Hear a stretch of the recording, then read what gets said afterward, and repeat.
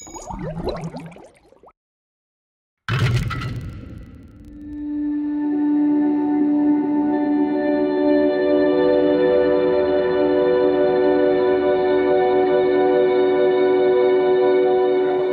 se hiciera una compensación por las externalidades que estaban haciendo las aguas.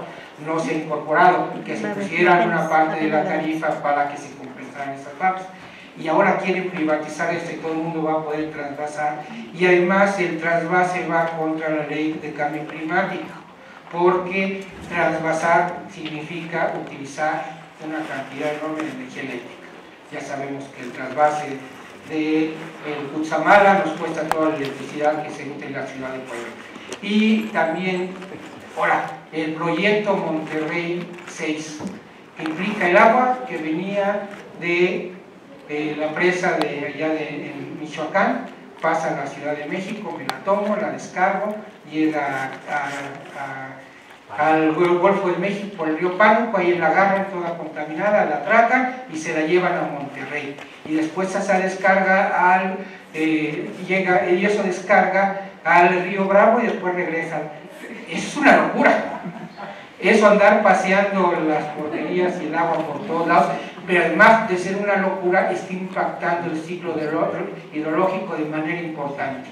Porque agua que debería de terminar en el Océano Pacífico está terminando en el Golfo de México después de haberla paseado y con un costo enorme.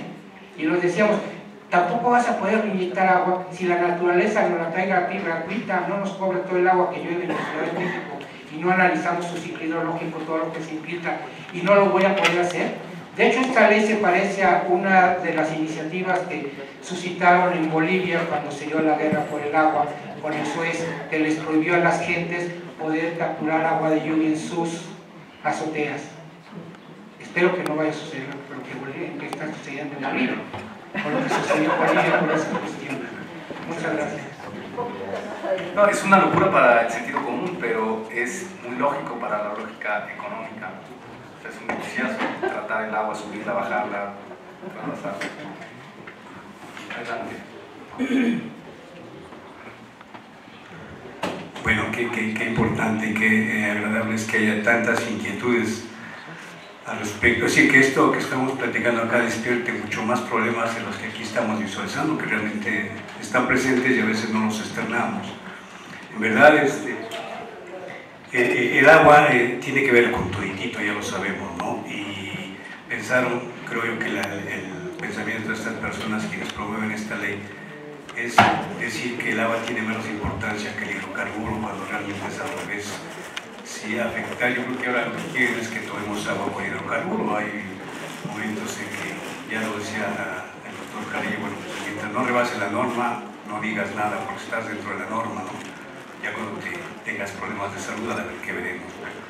En realidad, yo mencioné mucho de trasvases precisamente porque esto, con el eslogan de que hay muchos acuíferos que ya no tienen agua, dadas las condiciones bajo las cuales ellos hacen sus balances, sus disponibilidades que ellos les llaman, pues tienen acuíferos en donde ya no hay agua y ahora hay que, esas ciudades no se pueden morir porque en muchas de esas ciudades hay enormes consorcios industriales. Pues pensemos por ejemplo en la laguna, donde las lecheras están ahí muy arraigadas y bueno, seguramente estamos tomando leche con arsénico, no nos preocupemos, eso es muy bueno.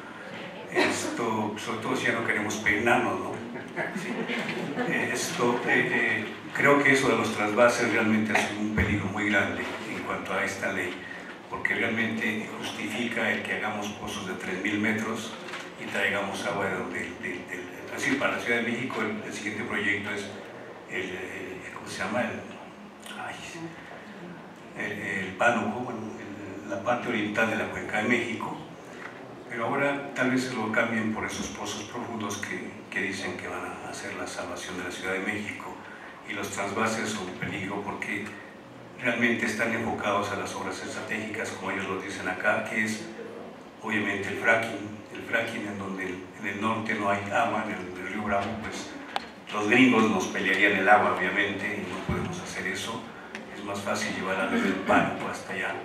Y ese es en parte el proyecto que tenía, o que se tiene. Aparentemente ya no se va a realizar pero eso quiere decir que se queda en stand-by seguramente.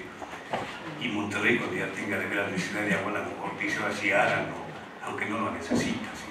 Creo que hay que pelear mucho sobre los trasvases y sobre todo que esta ley no pase tal como está, porque el deterioro ambiental es grande y hay que atender hacia allá. Realmente preocupémonos por restablecer la naturaleza, hagamos un uso eficiente, cierto, pero estas formas de trabajar y de administrar el agua creo que no tiene sentido. El obedecer a hacer proyectos de administración y el cobro del agua en antojo a grandes empresas no tiene mucha razón.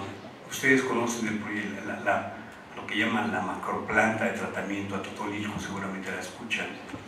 Esta planta que va a tratar, dicen ellos, 40 metros cúbicos por segundo. Es toda el agua que sale a la Ciudad de México, y curiosamente muchas de las plantas de tratamiento que se tenían proyectadas para tratar acá internamente el agua se van a eliminar porque el señor Slim dice que su planta de tratamiento está tan eficiente que allá quiere recibir el agua, y obviamente ese tratamiento se le va a cargar a los usuarios de la ciudad y del área metropolitana.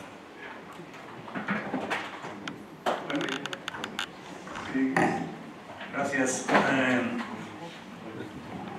Bueno, es interesante, precisamente retomo un poco lo que dijo el doctor Barkin sobre la cuestión de economía, que es lo que tal vez en muchos casos nos ha llevado al esquema que tenemos, sobre todo cuando hablamos.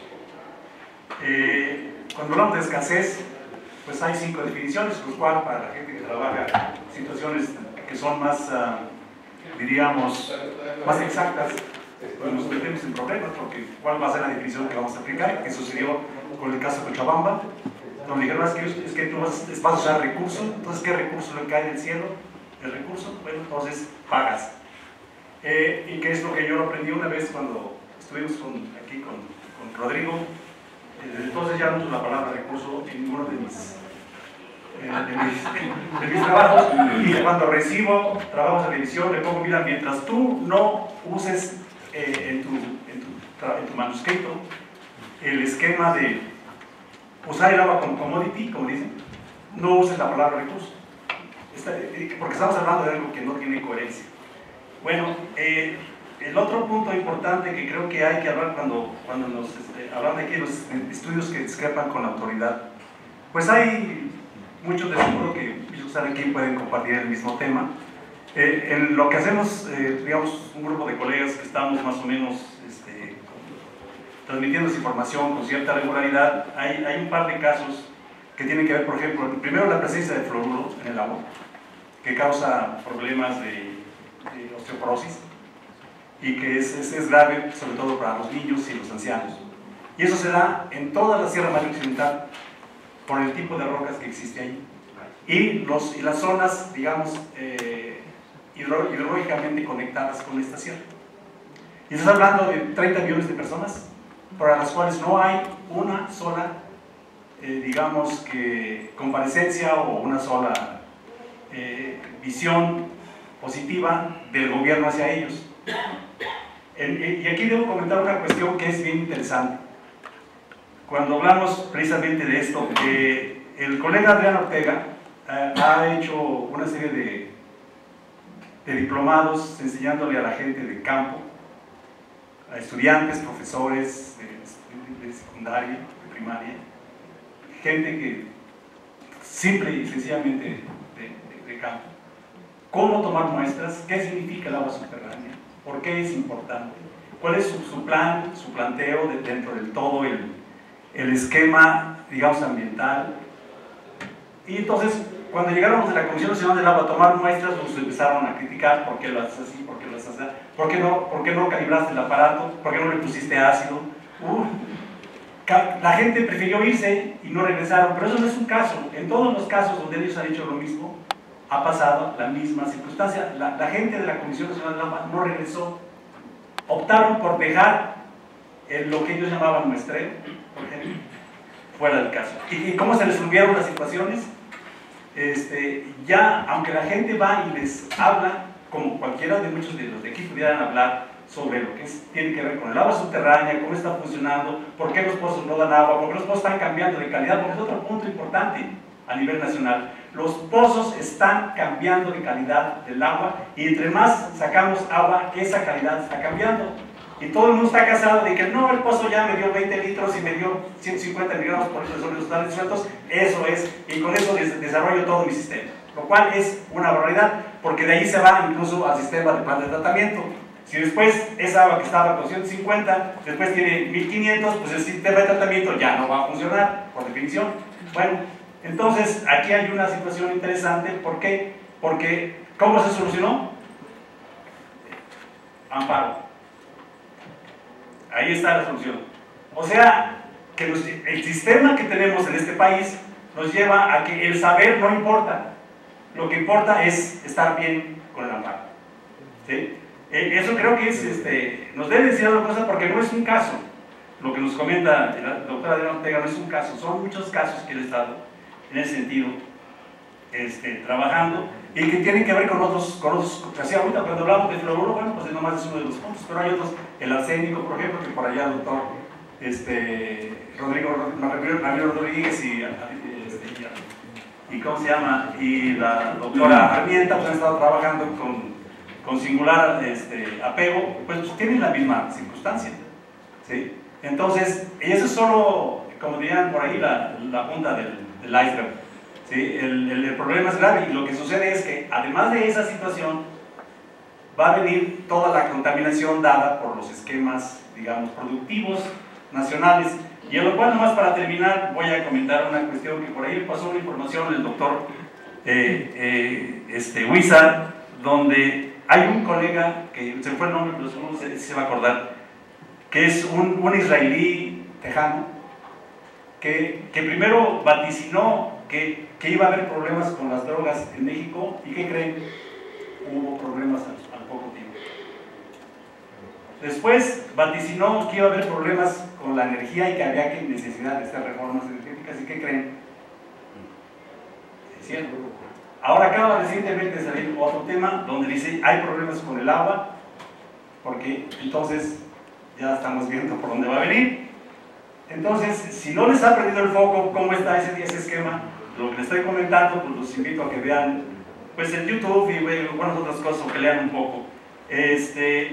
Creo que aquí hay algo muy importante, que lo que sucede aquí con todo esto es de que pues simplemente debemos estar más informados, debemos de buscar más datos, debemos de conversar más unos con los otros y ver cómo podemos, digamos, hablar aquí con los abogados, porque al final de cuentas, nos guste o no nos guste, yo eso lo puedo decir, vamos a terminar con ellos.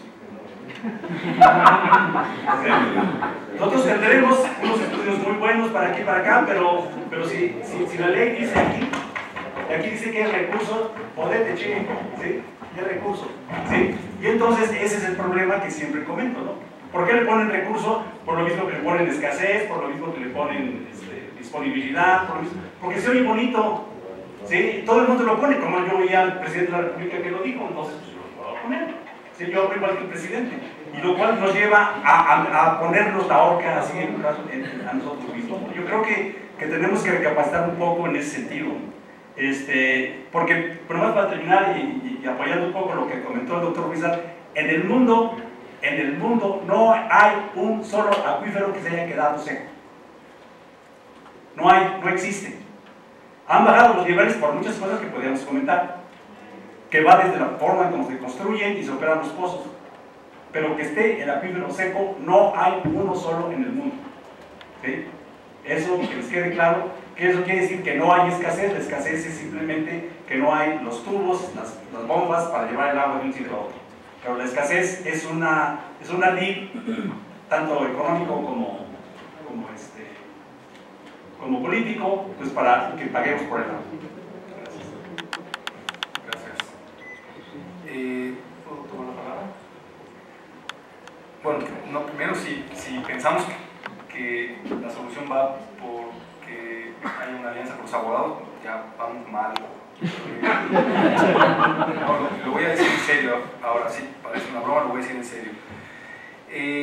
Yo creo que es muy relevante lo que está ocurriendo aquí, porque lo que estamos intentando hacer es incidir en la que es la garantía primaria de protección del derecho fundamental al agua. Los derechos humanos tienen dos garantías de protección: las garantías primarias, las leyes, y las garantías secundarias, que son subsidiarias, que son las acciones colectivas y los amparos. Y no es que queramos evadir la responsabilidad sobre esos temas, pero creo que es el momento de incidir en la garantía primaria para luego tener que evitar ir a los abogados, porque los abogados cobran dinero, porque los abogados están desbordados, porque los juicios, acciones colectivas y amparos toman 4 años, y porque todavía, aunque tenemos interés legítimo, hay muchas restricciones, hay 20 causales de improcedencia en la nueva ley de amparo, y además porque los resultados suelen ser muy cuestionables. Nosotros llevamos 5 años litigando un caso con 4 abogados y todavía no tenemos resultados que podríamos decir sean óptimos. Entonces yo veo que esa garantía secundaria tenemos que pensar en ella, pero no le apostemos todo a ella. Más bien ahora pensemos en que lo que toca es incidir en esa garantía, que es muy importante.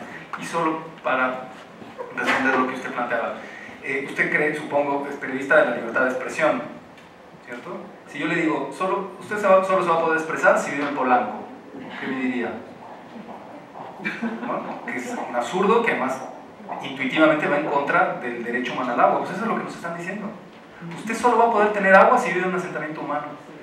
Oiga, el derecho humano es universal, está vinculado a la dignidad de las personas y no a dónde vivo, o cómo vivo, o qué pienso, o qué digo. Esta formulación es claramente una violación al derecho humano al agua y es claramente una discriminación indirecta.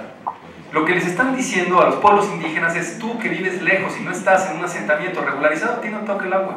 Eso es lo que está escondiendo esta formulación establecida en una iniciativa de ley.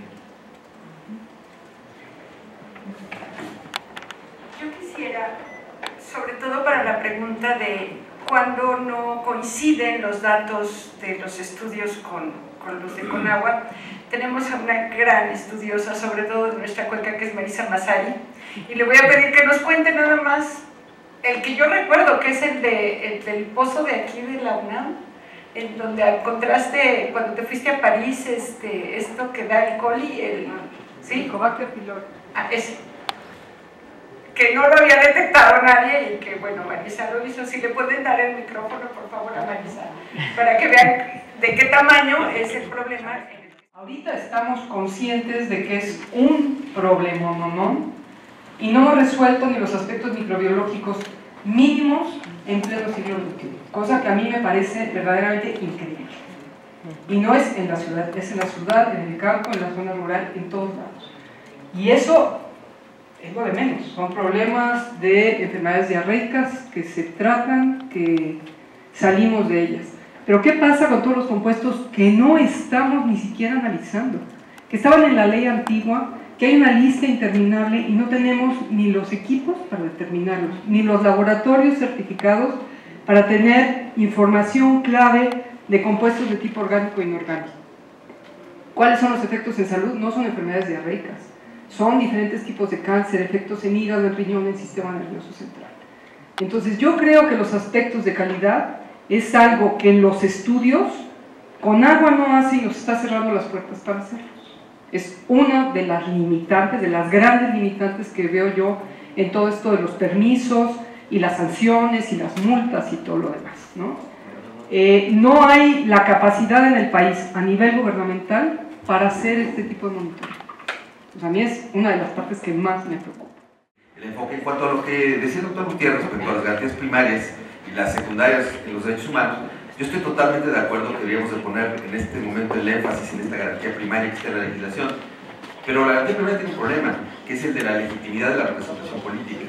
Estamos en un estado en el que yo creo que no nos sentimos democráticamente satisfechos de que los acuerdos sean a 4 paredes entre cúpulas partidistas.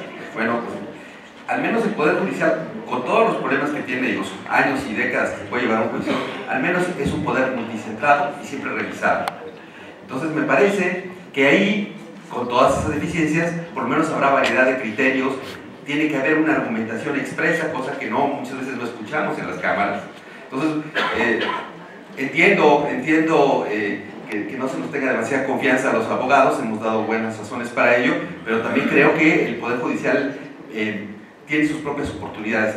Y no solamente a través del amparo y las acciones colectivas, que por cierto no hay que olvidar que son acciones civiles federales, y eso trae una problemática particular. También las acciones administrativas. En el caso particular, en la Academia Mexicana de Derecho Ambiental hemos llevado exitosamente y en corto tiempo acciones administrativas relacionadas con temas ambientales y del agua, que el proceso contencioso administrativo tiende a ser mucho más flexible y mucho más rápido, y a veces sí se obtienen resultados, digamos, con una prontitud distinta a la del amparo.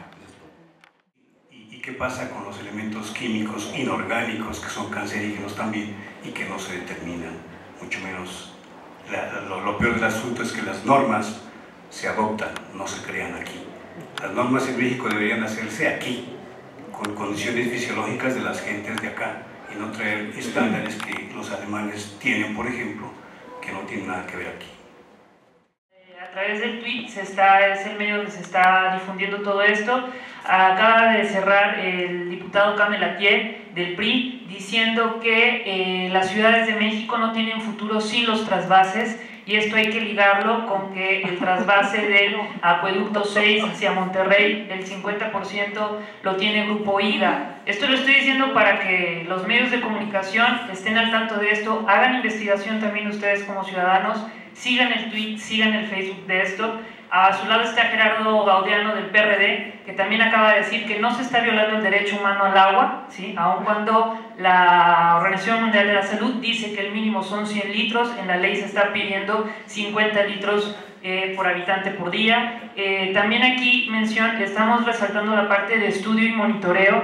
En la ley de agua solamente está definido lo que es remediación. Lo que es estudio, monitoreo y exploración también son tareas que no solamente llevan las instituciones académicas, sino también las comunidades organizadas, así como muchísimas organizaciones no gubernamentales, que es gracias a ellas y a nosotros los que hemos cuestionado, los que hemos criticado el trabajo de la CONAGUA y del resto del aparato del gobierno federal, que han hecho posible que, por ejemplo, hoy esté el derecho humano al agua.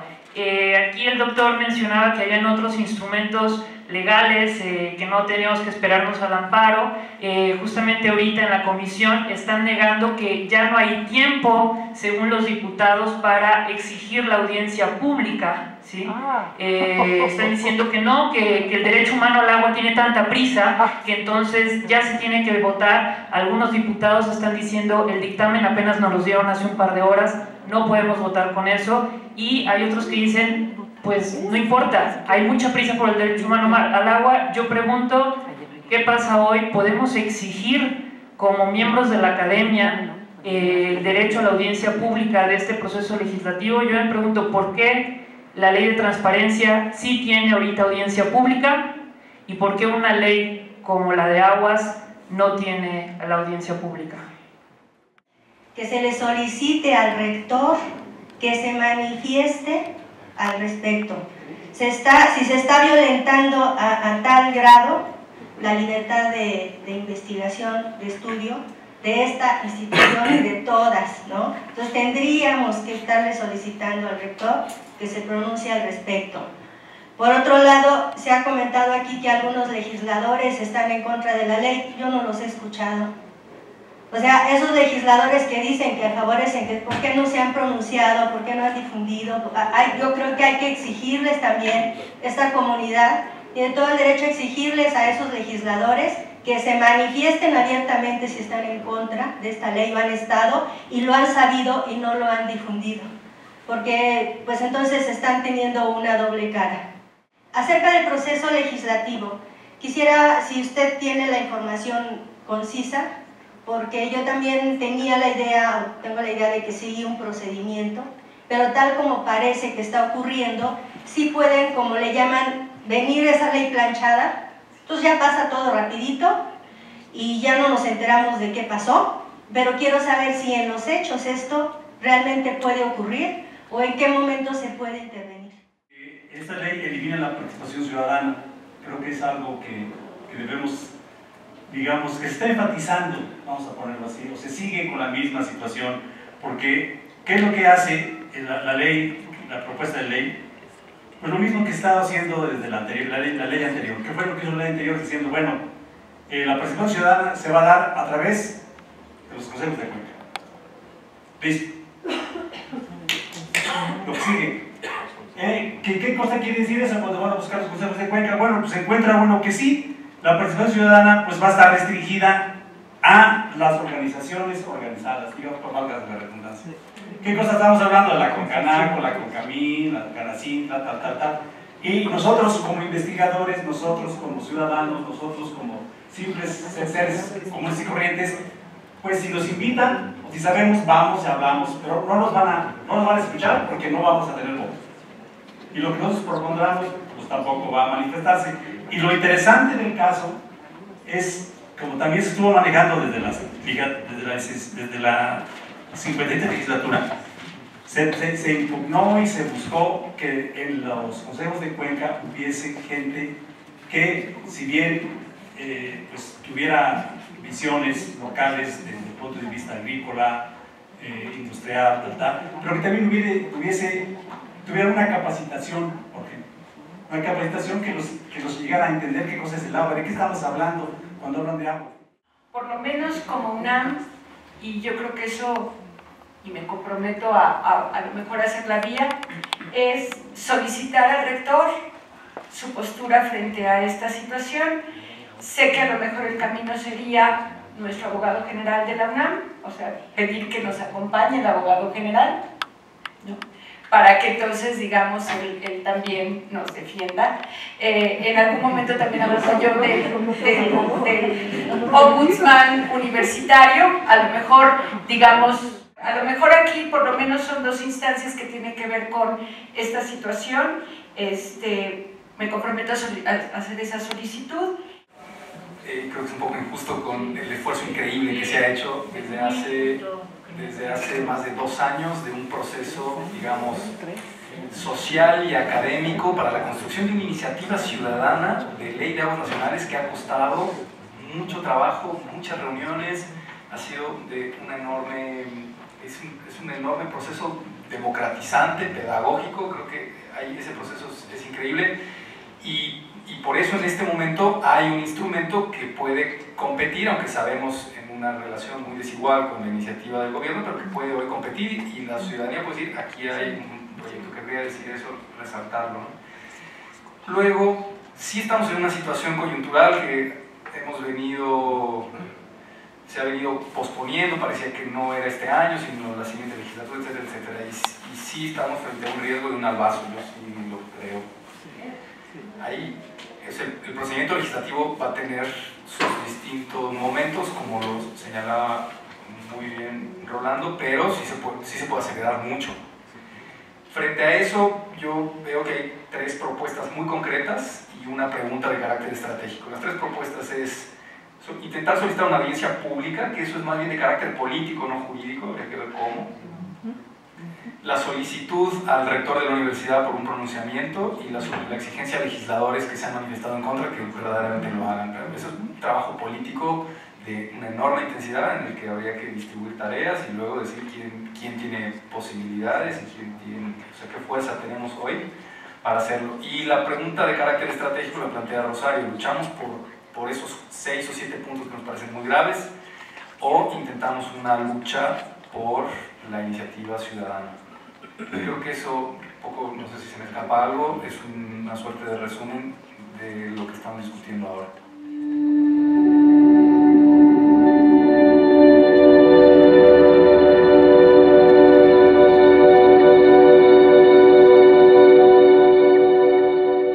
Buenos días, ¿nos puedes decir tu nombre? Soy Rodrigo Gutiérrez, investigador del Instituto de Investigaciones Jurídicas de la UNAM.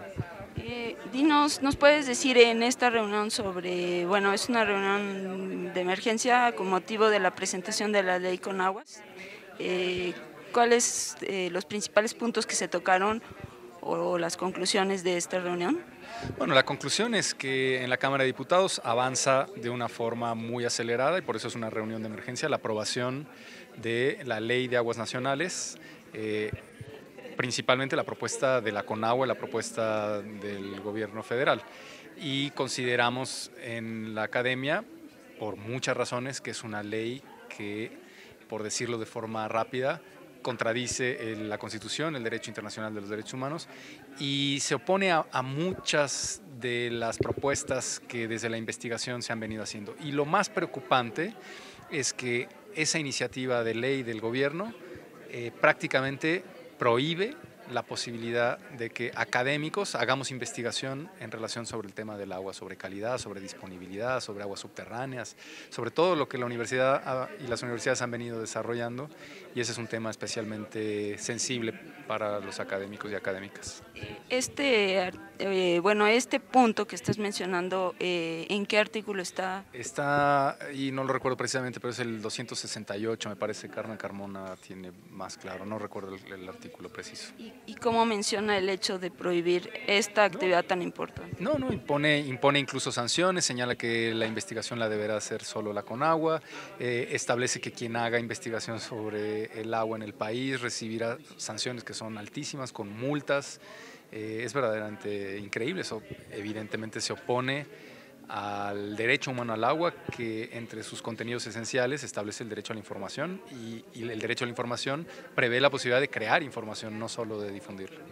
Este mismo punto, por supuesto, incapacita también a los poblados o a los consumidores del agua a hacer estudios sobre el agua. No, absolutamente, es una lógica totalmente autoritaria, centralizadora, en donde la información del agua solamente la va a producir la CONAGUA, de una forma pues radicalmente arbitraria, centralizada. Es un despropósito.